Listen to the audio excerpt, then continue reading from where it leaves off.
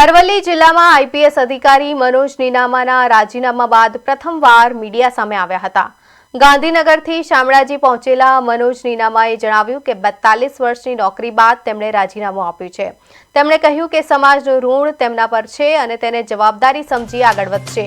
સ્થાનિક સ્વરાજ્યની ચૂંટણીમાં ટિકિટ મામલે પણ તેમણે નિવેદન આપ્યું કે હજુ કોઈ રાજકીય પક્ષો મારો સંપર્ક કર્યો નથી। નીનામાએ ઉમેર્યું કે જિલ્લો નવો છે અને તેની જવાબદારીઓ નિભાવશે।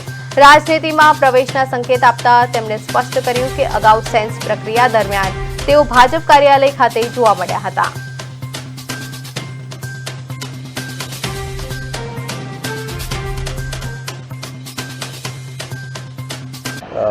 ખૂબ સારા અને સુમેળભર્યા વાતાવરણમાં મેં ફરજો બજાવી અને એ બદલ પણ હું રાજ્ય સરકારનો પણ ખૂબ ખૂબ આભાર માનું છું।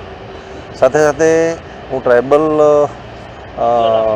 વિસ્તારમાંથી આવું છું અને ખુદ પણ ટ્રાઇબલ છું, એટલે હવે પછી જે અમારો ફોકસ રહેશે એ શૈક્ષણિક અને સામાજિક રીતે જે અમારે હજી કરવાના જે કંઈ કાર્યો છે એ કરવાનો અમે પ્રયત્ન કરીશું અને ભવિષ્યમાં આ કામગીરી કરવા માટે જો સારી ઓફર અમને મળશે રાજકારણ અંગેની અથવા કોઈ પણ ઇન્સ્ટિટ્યુશનલ, તો અમે ચોક્કસ એ બાબતમાં વિચાર કરીશું।